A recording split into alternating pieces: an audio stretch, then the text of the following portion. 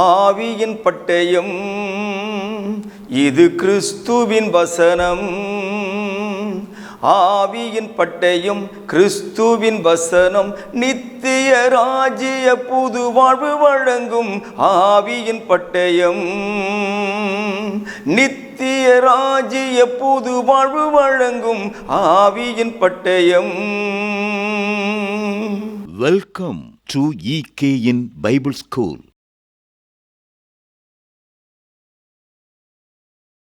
அருமை இரட்சகர் இயேசு கிறிஸ்துனுடைய நாமத்தினாலே உங்கள் யாவரையும் வாழ்த்தி வரவேற்பதிலே மிகுந்த மகிழ்ச்சி அடைகிறேன்.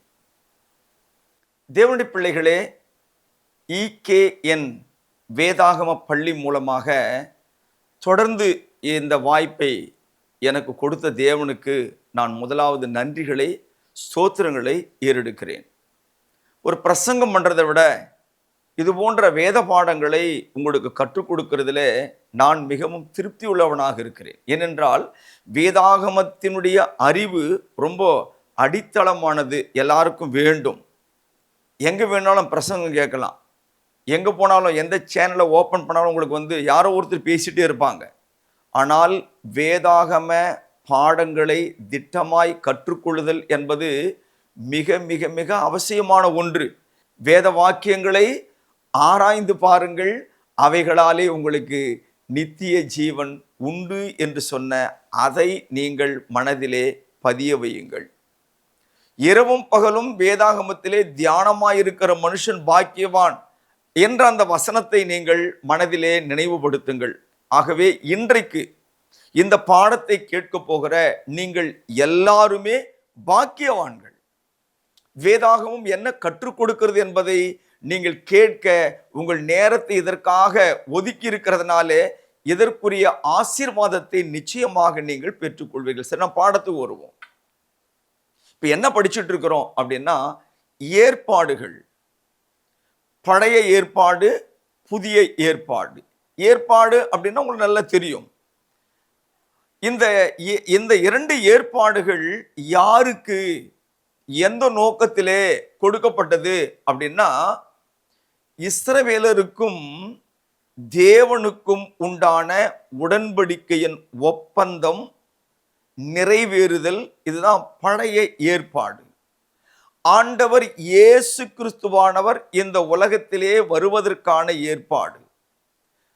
உலக தோற்றத்துக்கு முன்பதாக நம்முடைய பிதாவாகிய தேவன் அவர் மனதிலே ஏற்படுத்தின அந்த மாபெரும் திட்டத்தை நிறைவேற்றுவதற்கான ஏற்பாடு.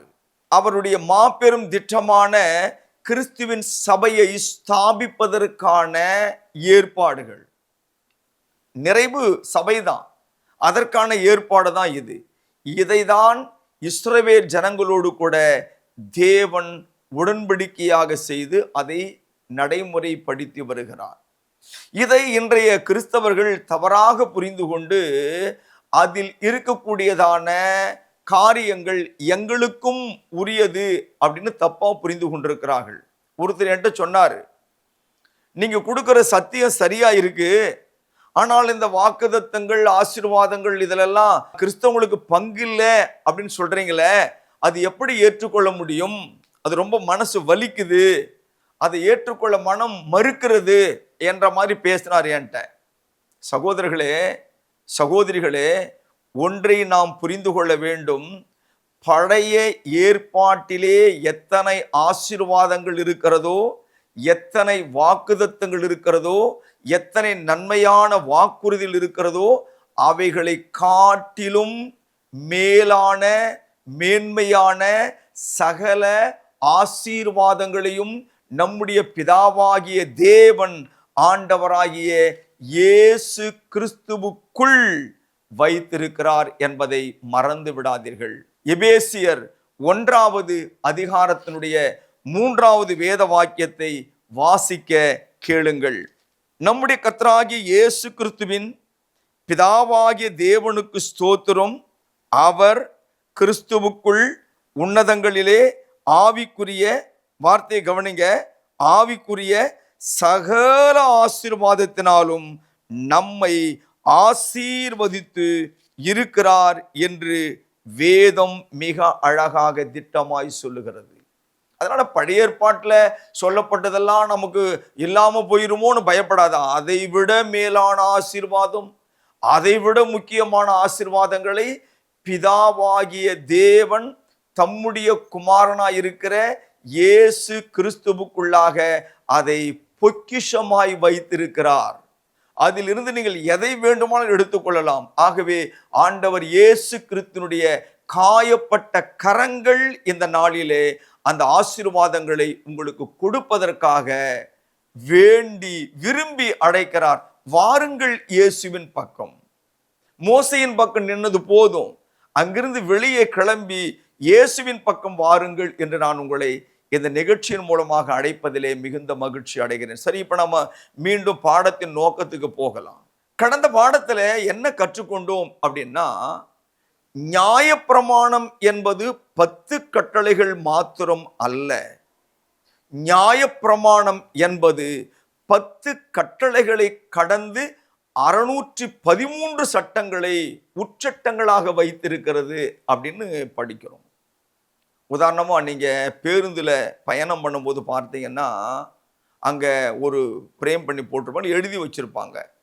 அதாவது இந்த பேருந்திலே யாராயிலும் பயணச்சீட்டு இல்லாமல் பயணம் பண்ணுவது கண்டுபிடிக்கப்பட்டால் 1998 சட்டத்தின்படி 1978 பிரிவின் கீழ் 500 ரூபாய் அபராதம் விதிக்கப்படும். அப்போ ஒரு சட்டம் இருக்குது, அந்த சட்டத்துல இன்னொரு துணை சட்டம் இருக்கிறது, இந்த துணை சட்டத்தின்படி உங்களுக்கு அபராதம். அதுபோல நான் கடந்த முறை சொன்ன 10 கட்டளைகள் என்பது பிரதானமான கட்டளை. அந்த கட்டளையை ஆதரித்து அந்த கட்டளையை நிறைவேற்றுவதற்காக நடைமுறை சட்டங்களை தேவன் கொடுத்திருக்கிறார் அப்படின்னு சொன்னேன். அந்த நடைமுறை சட்டங்கள் என்பது அது தேசத்தின் சட்டம், அது உலகளாவிய சட்டம் அல்ல அப்படின்னு நான் சொன்னேன். இதுல முக்கியமா என்ன பண்றாங்கன்னா, எதுவெல்லாம் லாபமாக இருக்குதோ அதையெல்லாம் தங்களுக்காக எடுத்துக்கொள்வதாக நான் போன பாடத்துல உங்களுக்கு சொல்லியிருந்தேன். அதுல ஒரு சின்ன உதாரணம் மட்டும் நான் கொடுக்க விரும்புறேன். யாத்திரையாகமும் 23வது அதிகாரத்தில் 15ஆம் வசனத்தின் கடைசி பாகத்தை நான் வாசிக்கிறேன், கேளுங்கள். என் சந்நிதியில் வெறுங்கையாய் வர வேண்டாம். எல்லாரும் சொல்லுவாங்க, ஒண்ணு இல்லாம வராது, எதையாயிலும் சேர்த்து வைத்து கொண்டு வர வேண்டும் என்று காணிக்கையில கவனமா இருப்பாங்க. 16ஆம் வசனம், நீ வயலில் விதைத்த உன் பயிர் வேலைகளின் முதற் பலனை செலுத்துகிற அறுப்பு கால பண்டிகையும், வருஷத்தின் முடிவிலே நீ வயலில் உன் வேலைகளின் பலனை சேர்த்து தீர்ந்த போது சேர்ப்பு கால பண்டிகையும் ஆசரிப்பாயாக. இது லாபம், இது வருமானம், இது மகிழ்ச்சி, இது கொழுமை, இது செழுமை.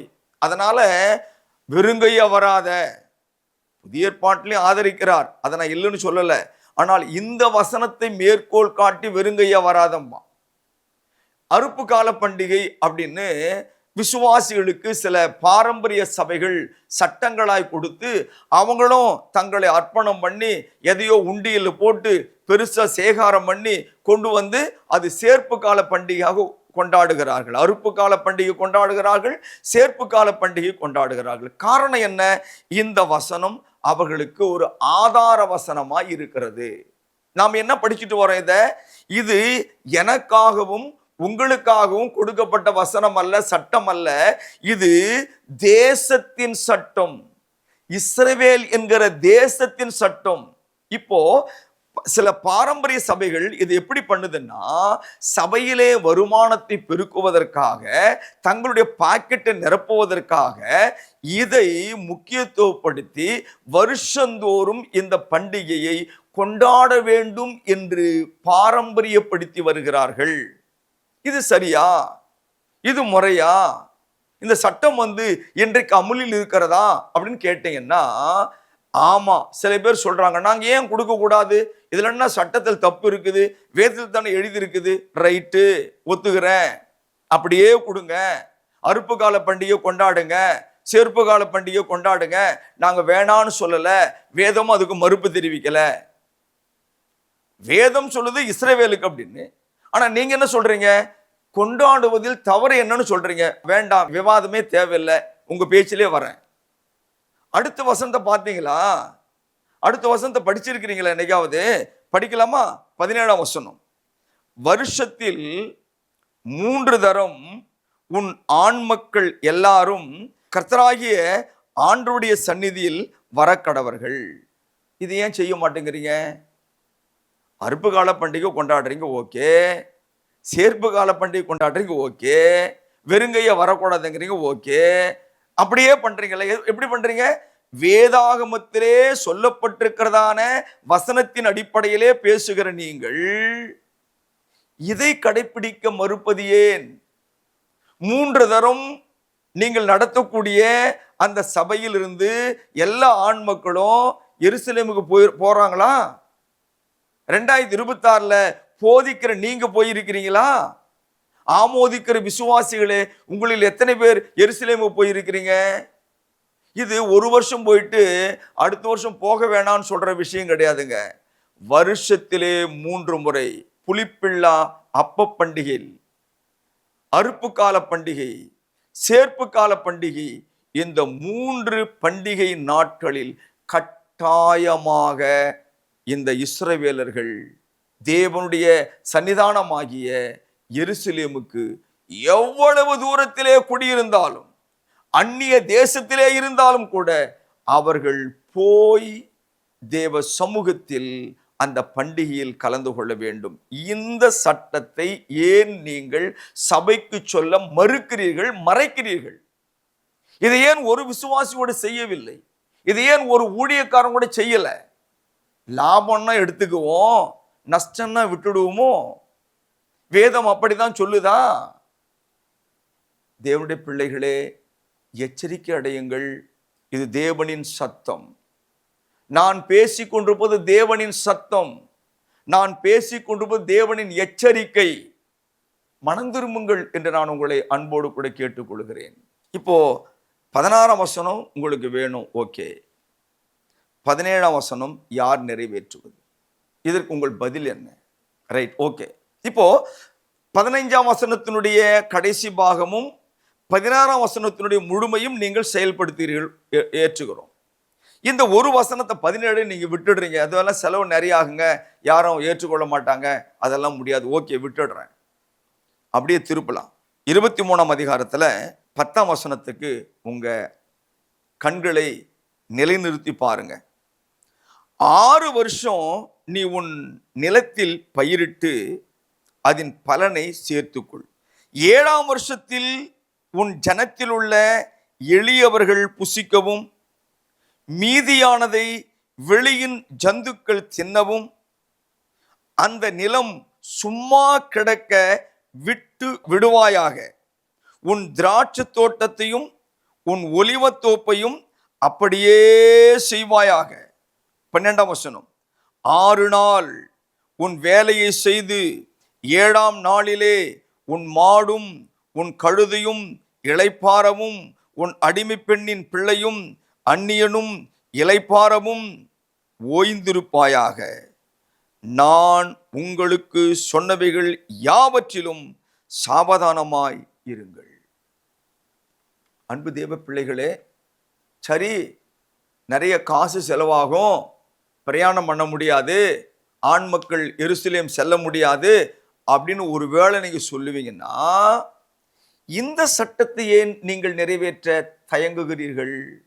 நாங்களாம் சென்னையில் இருக்கிறோம், நாங்கள் பட்டணத்தில் இருக்கிறோம், எங்களெல்லாம் விளை நிலங்கள் இல்லை என்று நீங்க ஒருவேளை தப்பித்து கொண்டாலும் கிராமப்புறங்கள்ல இருக்குது இல்ல, கிராமப்புறத்துல விவசாயிகள் இருக்காங்கல்ல, அந்த விவசாயிகள்ல உங்க சபைக்கு வர விசுவாசிகள் இருக்காங்கல்ல, அந்த விசுவாசிகளிடத்துல போய் இந்த சட்டத்தை தேவன் நியாயப்பிரமாணத்துல சொல்லியிருக்கிறாரு, பழையேற்பாட்டுல சொல்லியிருக்கிறாரு, ஆகவே இதை நாங்கள் போதிக்கிறோம், நீங்க இதன்படி கேளுங்க அப்படின்னு சொல்லி பாருங்க. அவங்க கேட்பாங்களா? இல்ல கிராமத்தை சேர்ந்திருந்த ஒரு ஊழியக்காரனாய் நீங்கள் இருப்பீர்களே ஆனால், ஒருவேளை உங்களுக்கு நிலபுலங்கள் இருக்குமே ஆனால், உங்கள் நிலத்தையாக நீங்கள் இது போன்ற சட்டத்துக்கு உட்பட்டு அதை நீங்கள் ஒரு வருடம் பயிரிடாமல் விட்டு விடுவீர்களா? அது இருக்கிற பழங்களை, அது இருக்கிற கதிர்களை மற்றவர்கள் எடுத்துக்கொண்டு போக அனுமதிப்பீர்களா? ஏன் நம்ம இதை யோசிக்க மாட்டேங்கிறோம்? பழைய ஏற்பாடு இஸ்ரவேல் ஜனங்களுக்கு மாத்திரம் என்பது ஏன் ஏற்றுக்கொள்ள மனம் வலிக்கிறது? சிந்திக்கணும்.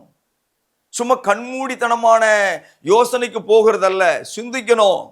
என் அன்பு தேவ பிள்ளைகளே, 1 யோவான் 4ஆம் அதிகாரம் 1வது வேத வசனத்துல, அதுவும் அப்போஸ்தலர்கள் இருந்த காலத்துல தேவனுடைய வார்த்தை யோவான் மூலமாக எச்சரிக்கப்படுகிறது. பிரியமானவர்களே, நான் வாசிக்கிறேன். 1 யோவான் 4ஆம் அதிகாரம் 1ஆம் வசனம். பிரியமானவர்களே, உலகத்தில் அநேகம் கள்ள தீர்க்கதரிசிகள் தோன்றியிருப்பதனால் நீங்கள் எல்லா ஆவிகளையும் நம்பாமல் அந்த ஆவிகள் தேவனால் உண்டானவைகளோ என்று சோதித்தறியுங்கள். இயேசு வாழ்ந்த அந்த காலகட்டத்தில் அப்போஸ்தலர்கள் சத்தியத்திற்காக கண்கண்ட சாட்சிகளாய் என்ற அந்த காலகட்டத்தில் அப்போஸ்தலர் கைகளாலே அற்புதங்களும் அடையாளங்களும் நடத்தப்பட்ட அந்த காலகட்டத்தில், தூய்மையான சத்தியம் போதிக்கப்பட்ட 1ஆம் நூற்றாண்டு காலகட்டத்தில் அநேகம் கள்ள தீர்க்கதரிசிகள் எழும்பினார்கள் என்று சொன்னால், இந்த காலத்தில் நாம் எவ்வளவு ஜாக்கிரதையாய் இருக்க வேண்டும், நாம் எவ்வளவு எச்சரிக்கையாய் இருக்க வேண்டும். கவனித்து பாருங்கள். மின்னுவது எல்லாம் பொன்னல்ல, வெள்ளையா இருக்கிறதெல்லாம் பால் கிடையாது. ஆகவே இது தேவனுடைய ஆவியா, இது தேவனுடைய சத்தியமா என்பதை கண்டு உணர்ந்து அதின்படி செய்ய வேண்டும். இதுல மற்றவங்களுக்கு கேர்லெஸ்னஸ். சபைக்கு போனா போதும், எந்த சபையா இருந்தா என்ன, எந்த உபதேசமா இருந்தா என்ன, எந்த இடமா இருந்தால் என்ன, அதற்காகவா தேவன் உலக தோற்றத்துக்கு முன்பதாக ஒரு சபையை குறித்து திட்டமிட்டார்? அதற்காகவா தேவன் இந்த சபையை ஸ்தாபிப்பதற்காக ஆண்டவராகிய இயேசு கிறிஸ்துவை மனுவாக இந்த உலகத்துக்கு அனுப்பினார். அப்ப மனிதனுடைய பார்வையில ஒருவேளை சபை மதிப்பற்றதா இருக்கலாம். இன்றைக்கும் என்றைக்கும் தேவனுக்கு சபைதான் முக்கியம். அந்த சபைக்கான திட்டம்தான் இந்த உலகம். அந்த சபைக்கான திட்டம்தான் இயேசு கிறிஸ்துவின் வருகை. அந்த சபைக்கான திட்டம்தான் இயேசுவின் கல்வாரி பாடுகளும் சிலுவையின் இரத்தமும். அடையாளம் காணுங்கள், அடையாளம் காணுங்கள். இன்னும் சில விஷயத்தை நான் உங்களோட பகிர்ந்து கொள்ள விரும்புகிறேன்.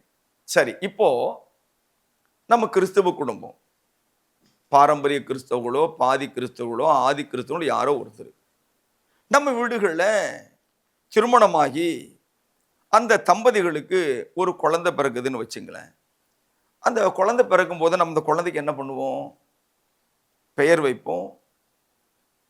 அந்த குழந்தைக்கு வேண்டிய எல்லா விதமான துணிமணிகள் வாங்கி கொடுப்போம், நகை போடுவோம்.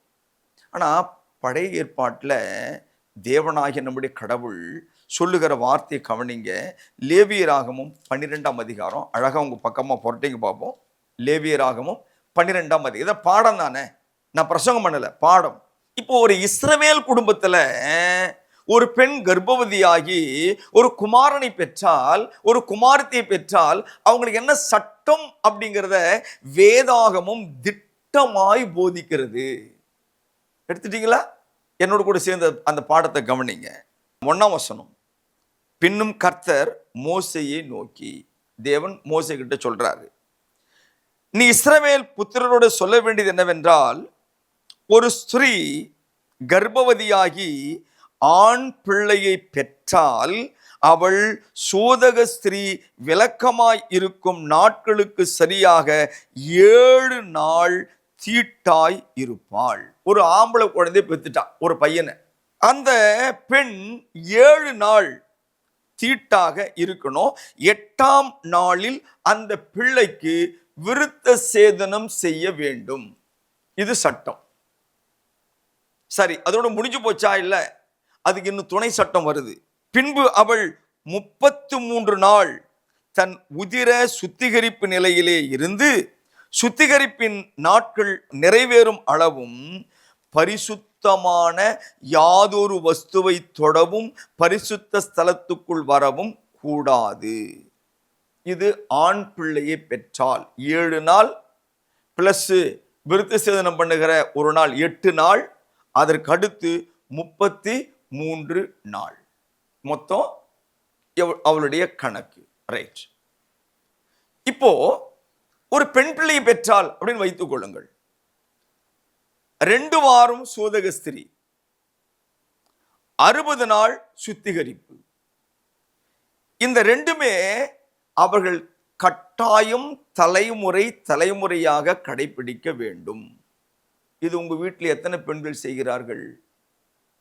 இந்த சட்டத்தை ஏன் நீங்கள் அமுல்படுத்தவில்லை? இந்த சட்டத்துக்கு ஏன் நீங்கள் கீழ்ப்படியவில்லை என்பதை கொஞ்சம் யோசிங்க. இது கடினமான சட்டமா தெரிகிறது இல்ல? ஓகே, இதெல்லாம் முடிஞ்சு போச்சு. 2 வாரம் 66 நாள், 8 நாள், 33 நாள் முடிஞ்சு போச்சுங்க. இப்போ ஆண் பிள்ளையை பெற்றாலும் பெண் பிள்ளையை பெற்றாலும் அந்த நாட்கள் நிறைவேறின பிறகு 6ஆம் வசனம், அவள் ஆண் பிள்ளையாவது பெண் பிள்ளையாவது பெற்றதற்காக அவளுடைய சுத்திகரிப்பு நாட்கள் நிறைவேறின பின்பு அவள் ஒரு வயதான ஆட்டுக்குட்டியை சர்வாங்க தகன பலியாகவும் ஒரு புறா குஞ்சையாவது காட்டு புறாவையாவது பாவ நிவாரண பலியாகவும் ஆசரிப்பு கூடார வாசலில் ஆசாரினிடத்தில் கொண்டு வர கடவுள். ஆசரிப்பு கூடாரம் எங்க இருக்கு? எருசலேமில். அவ எங்க குழந்தை பெத்துக்கிட்டா? ஏதோ ஒரு கோத்திரத்துல. அந்த கோத்திரம் எவ்வளவு தூரம் இருக்கு? கணக்கு கிடையாது. எத்தனை தூரமா இருந்தாலும் அவள் தன் குழந்தைய தூக்கிக்கிட்டு, அவங்க அந்த ஆடு மாடு எடுத்துக்கிட்டு, அந்த புறாவையோ காட்டு புறா குஞ்சையோ தூக்கிக்கிட்டு நேர எருசலேம் தேவாலயத்தில் வந்து ஆசாரியங்கிட்ட கொடுத்து அதை பலி செலுத்தி அந்த நிவாரணம் செய்து முடிந்த பிறகுதான் அவள் சகஜ நிலைக்கு வருகிறாள். ஏன் இதை இன்றைய கிறிஸ்தவர்கள் செய்வது இல்லை? சிம்பிள்ங்க. இதையெல்லாம் இயேசுவானவர் சிலுவையிலே அறைந்து விட்டார். நமக்கு அது கிடையாது. ஆனால் இன்றைய கிறிஸ்தவம் என்ன பண்ணுதுன்னா, கடினமான இப்படிப்பட்டதான சட்டத்திட்டங்கள் எல்லாம் விட்டுட்டு லாபகரத்தை மாத்திரம் தங்கள் கையிலே எடுத்துக் கொள்கிறது. ஆசாரிய உடை வேணும், ஏன்னா மதிப்பு, அது மரியாதை, அது கௌரவம். இது செத்து போச்சுன்னா ஆசாரிய உடை மட்டும் எப்படி உனக்கு கிடைச்சது? யார் உனக்கு அதை கட்டளை இட்டா? உனக்கு யாரு கேப்ப வந்து தலையில போட சொன்னது? உன் கையில கோல் யாரு கொடுத்தா? எந்த அதிகாரம் கொடுத்தது? இது என்ன லேசப்பட்ட காரியமா? என் அன்பு தேவ பிள்ளைகளே, சத்தியத்தை புரிந்து கொண்டால்தான் நான் சொல்றதுல உண்மை இருக்கா, தப்பு இருக்கா, பொய் இருக்கா, யாரு கள்ள போதகன்ற நீங்க தெரிஞ்சுக்க முடியும். விசுவாசிகளே, நீங்கள் உங்கள் கண்களை திறந்து பாருங்கள்.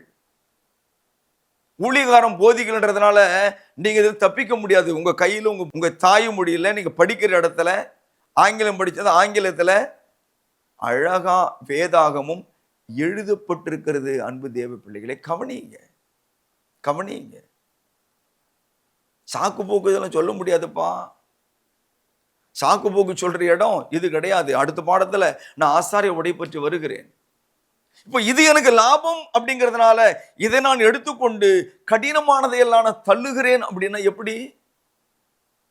பண்டிகை வேணும், ஆசாரிய உடை வேணும், ஆசாரிய பொறுப்பு வேணும், இதெல்லாம் நாங்க விரும்புகிறோம். ஆனால் இது போன்ற கடினமான காரியங்கள் எங்களுக்கு வேண்டாம் அப்படின்னா தேவன் எப்படி அதை அங்கீகரிப்பார் என்பதை நினைத்து பாருங்கள். 7ஆம் வசனம் வாசிக்கிறேன்.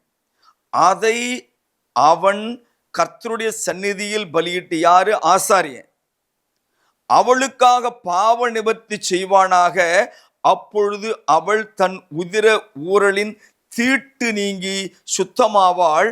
இது ஆண் பிள்ளையாவது பெண் பிள்ளையாவது பெற்றவளை குறித்த பிரமாணம். ஆட்டுக்குட்டியை கொண்டு வர அவளுக்கு சக்தி இல்லாதிருந்தால் 2 காட்டு புறாக்களையாவது 2 புறா குஞ்சுகளையாவது, ஒன்றை சர்வாங்க தகன பலியாகவும் மற்றொன்றை பாவ நிவாரண பலியாகவும் கொண்டு வர கடவுள். அதனால் ஆசாரியன் அவளுக்காக பாவ நிவர்த்தி செய்ய கடவன் என்று திட்டமான போதனைகள் இங்கே இருக்கிறது. பழைய ஏற்பாடு வேண்டும் என்று சொன்னால் பழைய ஏற்பாட்டின் அத்தனை சட்டங்களையும் நாம் பின்பற்ற வேண்டும். இது முடியாதுன்னு ஆண்டவருக்கே தெரியுங்க. இந்த உடன்படிக்கையை ஒருவனும் கை கொள்ள முடியாது என்று தேவனே அறிந்திருந்தார். அதனாலதான் எரேமியா 31 அதிகாரம் 31 வசனத்துல இதை பழமையாக்கி பழமையானதும் நாள்பட்டதுமாகியதை ஒழித்து போட்டு நான் புதிய உடன்படிக்கையை கொண்டு வருவேன் என்று பழைய ஏற்பாட்டு தீர்க்கதரிசியாகிய எரேமியாவின் மூலம் தேவன் முன் உரைத்திருக்கிறார். இது கடினம் என்று தேவனுக்கே தெரியும். இதுல ஒரு பய கூட நீதிமான் ஆகவே முடியாது. தேவன் நிச்சயமாய் அதை அறிந்து வைத்திருந்தார். அதனாலதான் தேவ வசனங்கள், தேவனுடைய வார்த்தைகள் மிக அழகாகவும் தெளிவாகவும் நமக்கு இவைகளை போதிக்க அது கடமைப்பட்டிருக்கிறது. அது நம்மை எச்சரிக்கிறது. அதனால நாம ஒரு சட்டமா படிக்க போறோம். இன்னைக்கு நாம் என்ன படிச்சோம்? பண்டிகையை ஆசரிக்க விரும்புகிறதான கிறிஸ்தவர்கள் அறுப்பு கால பண்டிகை, சேர்ப்பு கால பண்டிகை, இதர என்னென்னோ பண்டிகை கொண்டாடுறாங்கன்னு வச்சுங்களேன். நான் அதை பாடம் நடத்தும் போது அப்ப நான் அதை பற்றி உங்கள்கிட்ட பேசுறேன். இப்ப நான் பேசினா அது எடுபடாது. இப்படியெல்லாம் விரும்புகிற கிறிஸ்தவர்கள் ஏன் வருஷத்துல 3 முறை எருசலேமுக்கு போக வேண்டும் என்ற அந்த சட்டத்தை, அந்த கட்டளையை மறுதலிக்கிறார்கள்? பெருங்கையா வந்துடாத, முதல்ல படுத்ததை கொண்டா அப்படின்னா நிறைய சபைகள்ல இந்த பாமர மக்கள் என்ன செய்வாங்க?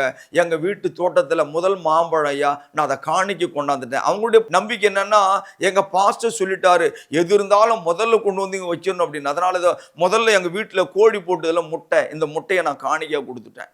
இது எங்க வீட்டுல வந்த முருங்கைக்காயில முதல் காயை கொண்டு வந்து நான் காணிக்கு கொடுத்துட்டேன் அப்படின்னு அந்த ஏழை ஜனங்கள், அந்த பாமர ஜனங்கள் இந்த பேச்சை நம்பி செஞ்சிட்டு இருக்குதுங்க. ஆனா அது சரியா அப்படின்னா அதை செய்யற நீங்க இந்த வருஷத்துல 3 முறை என்ன பண்ணணும்? எருசலேமுக்கு போகணும். உங்க வயல் நிலம் 7வது வருஷத்துல தரிசா கிடக்கணும், பயிர் செய்யக்கூடாது. போன வருஷத்துல வச்ச செடிகள் கனி கொடுத்திருக்குமானா, விளைஞ்சிருக்குமானா அதை நீ தொடக்கூடாது. சாப்பிடலாம், அறுவடை செய்யக்கூடாது. தேவன் அதை பரதேசிகளுக்காக, திக்கற்றவர்களுக்காக, ஏழைகளுக்காக அதை கொடுத்து விட்டார். அதை அப்படியே விட்டுடணும்.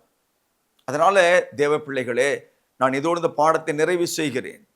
தேவன் இன்னும் நிறைய விஷயத்தை உங்கள்கிட்ட பேசணும் அப்படின்னு நான் விரும்புறதுனால அடுத்த பாடத்தில் என்னுடைய தொடர்ச்சியை பார்க்கலாம்.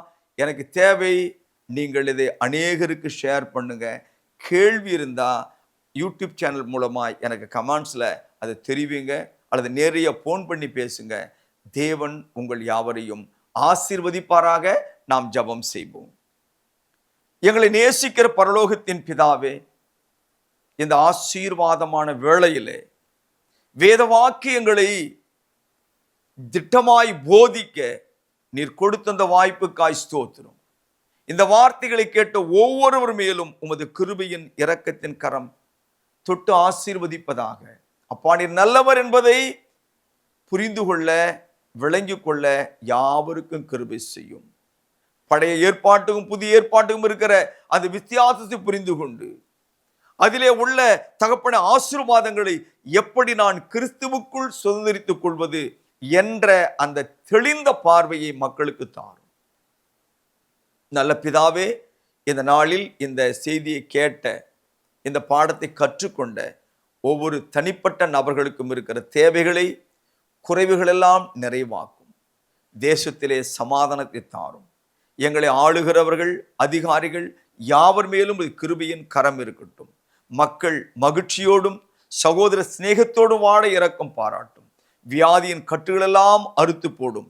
திருமணமாகாத பிள்ளைகளுக்கு ஏற்ற காலத்தில் திருமண வாழ்க்கையை அமைத்து தாரும். படித்து வேலையில்லாத பிள்ளைகளுக்கு நல்ல வேலை வாய்ப்பை தர வேண்டும் என்று கூட செபிக்கிறேன். இயேசு கிறிஸ்துவின் நாமத்தில் மன்றாடுகிறேன் நல்ல பிதாவே. ஆமேன், ஆமேன். தேவ சமாதானம் உங்கள் யாவரோடும் இருப்பதாக. ஆமென். அன்பிற்குரியவர்களே, மேலும் இந்த பாடங்களை எங்களுடைய யூடியூப் சேனலான எட்டர்னல் கிங்டம் நியூ லைஃப் சேனலில் கண்டு தெய்வ ஆசீர்வாதங்களை பெற்று மகிழுங்கள். கிறிஸ்துவின் சபையார் உங்களை வாழ்த்துகிறார்கள்.